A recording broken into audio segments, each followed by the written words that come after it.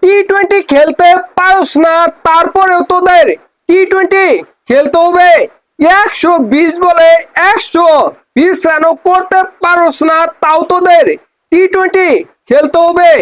অন্য অন্য দলের প্লেয়াররা টেস্টে 120 বলে 120 রান করে ফেলে, ওয়ানডে 120 বলে 120 রানের উপর করে ফেলে। আর বাংলাদেশের প্লেয়াররা টি-20তে 120 বলে 109 রান করে। কতটা নির্লজ্জ, কতটা বেহাইয়া, একবার শুধু বলেন তো। আজকের ম্যাচে তৌহিদ হৃদয় 51 বলে 61 রান করেছে। অন্য অন্য দলের প্লেয়াররা থাকলে কত রান করত? 51 বলে কমপক্ষে 100 রান করত, নিঃসন্দেহে করত। ইমন আজকের ম্যাচে 13 বলে 1 রান করেছে। অন্য অন্য দলের প্লেয়াররা থাকলে কত রান করত? শুধুমাত্র একবার বলেন তো।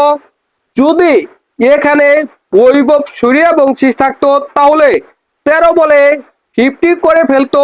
সেখানে ইমন করেছে মাত্র 1 রান।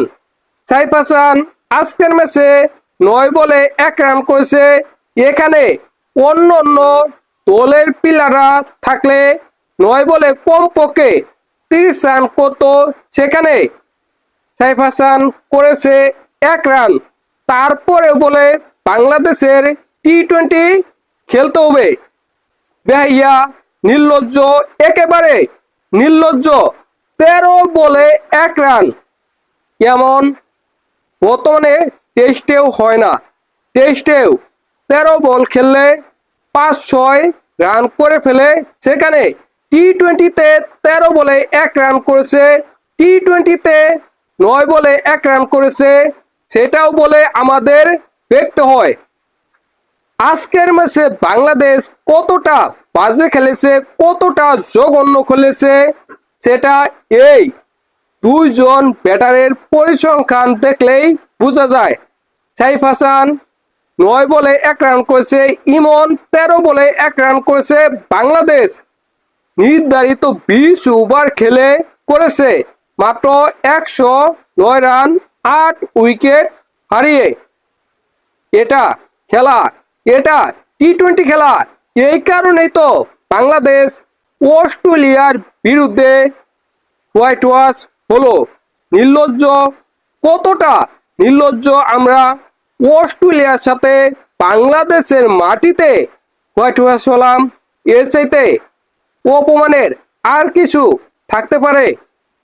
বাংলাদেশ প্রথম ম্যাচটা অস্ট্রেলিয়ার বিরুদ্ধে 131 রানে অল আউট হয়ে যায়। ওই ম্যাচে অস্ট্রেলিয়া 4 উইকেটে জয় লাভ করে। দ্বিতীয় ম্যাচে অস্ট্রেলিয়া প্রথমে ব্যাটিং করে 196 রান করে ফেলে। ওই ম্যাচে বাংলাদেশের ব্যাটাররা মোটামুটি ভালোই ব্যাটিং করেছে। ওই ম্যাচে বাংলাদেশ হেরেছে মাত্র 7 রানে। ওই ম্যাচটা বাংলাদেশের ব্যাটাররা ভালোই ব্যাটিং করেছে। লাস্টের দিকে আর একটু ভালো ব্যাটিং করতে পারলে ওই ম্যাচটা হয়তোবা বাংলাদেশ জয় লাভ করতে পারত। তৃতীয় ম্যাচটা বাংলাদেশ কি করলো? 109 রান করেছে 20 ওভার খেলে, 120 বল খেলে মাত্র রান করেছে 109 রান। ওইখানে বাংলাদেশের বোলাররা কি করতে পারে? টি-20তে 109 রান করে জয় লাভ করা সম্ভব নয়। বর্তমানে টি-20তে 180 রান করেও জয় লাভ করা সম্ভব নয়।